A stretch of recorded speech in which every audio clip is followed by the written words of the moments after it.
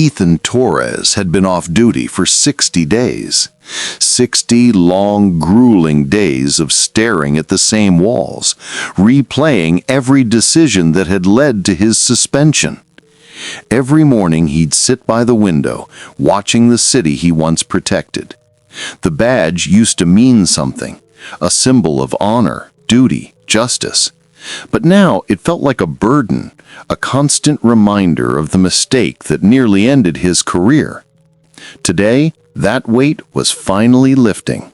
Before we dive in, don't forget to hit the subscribe button and turn on your notification bell, because here we tell real-life lessons through real and relatable stories. Inside the precinct, fluorescent lights hummed softly overhead as Sergeant Raymond Cole looked up from his desk. "Send him in," he told the clerk. Moments later, Torres stepped into the room, clean shave, pressed uniform, hat in hand.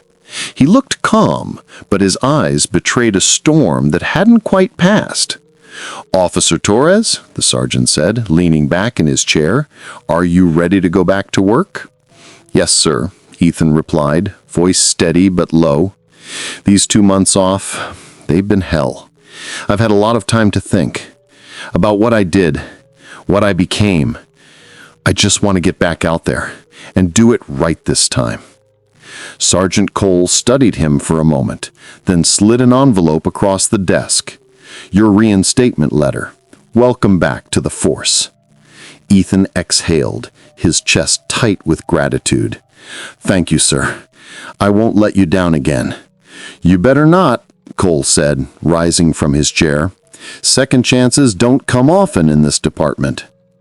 Later that afternoon, Ethan's first assignment brought him face to face with the man who had haunted his thoughts for months, Marcus Reed. Marcus stood by his car, arms crossed, wearing the half-smirk of someone who had nothing left to lose.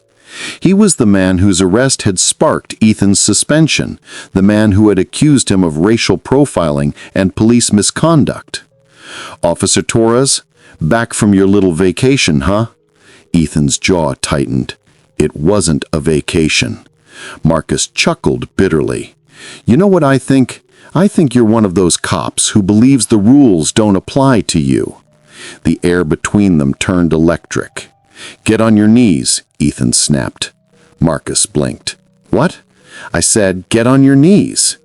Marcus took a step closer, eyes locked on his. "You think I'm scared of you now, after what you did?" Ethan's voice dropped to a growl. "You ruined my career, my name, my life." "You did that yourself," Marcus shot back. "All you saw that day was a black man sitting in the wrong park at the wrong time. You never even asked questions. You just saw guilt." Ethan's breathing grew heavy. The rage he'd buried was rising again, hot and violent. He pulled his gun, trembling. "Don't test me." Marcus raised his hand slowly. "Yeah, there it is, the real you. You don't protect people, you punish them." It happened months ago at EXT Mango Park. Marcus had been sitting in his car, waiting for his brother, music low, phone in hand. The park was alive with joggers and dogs in the distance. A patrol car rolled slowly into the lot. Officer Ethan Torres stepped out.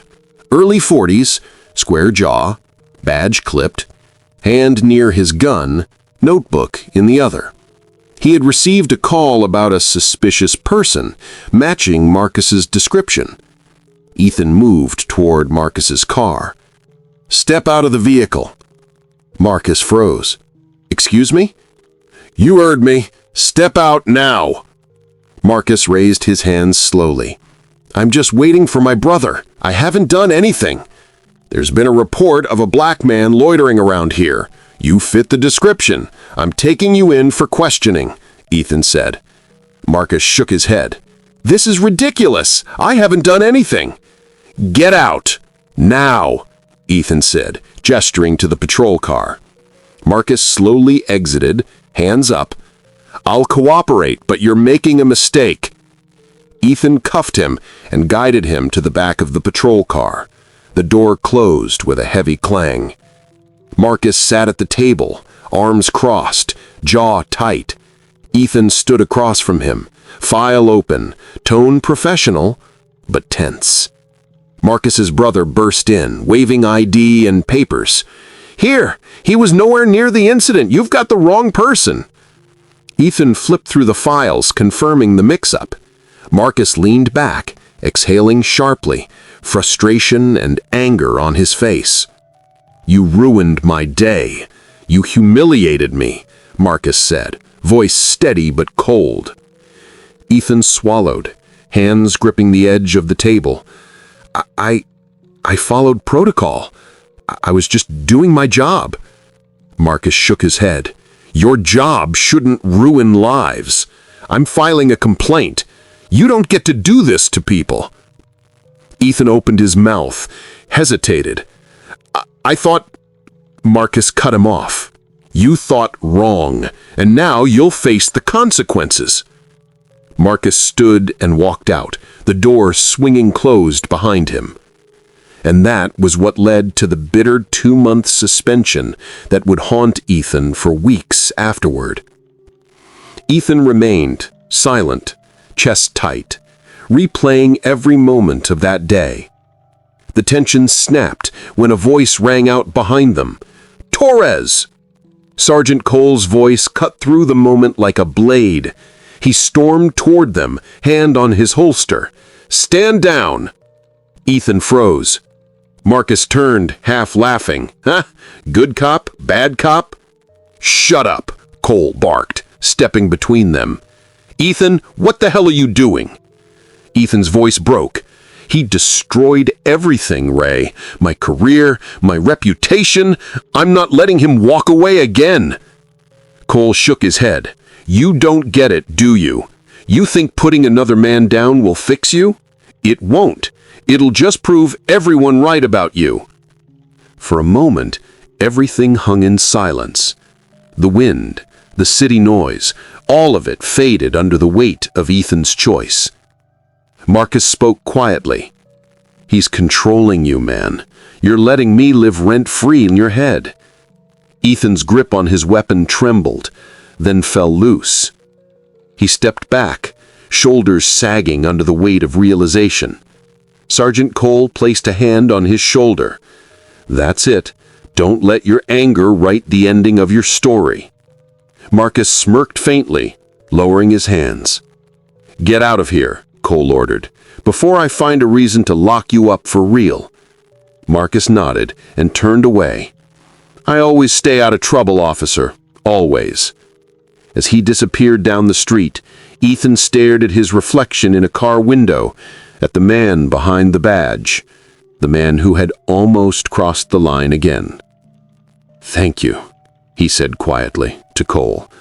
"I almost lost myself again." The sergeant sighed. "You still have your badge, Ethan. Don't lose it a second time." He started walking back to his cruiser. "And this little stunt? It never happened, understood?"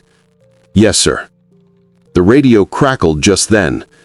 "Dispatch, we've got a 1056 on East Orange Drive outside Mango Park Mall." Cole exchanged a look with Torres, half exasperation, half knowing smile.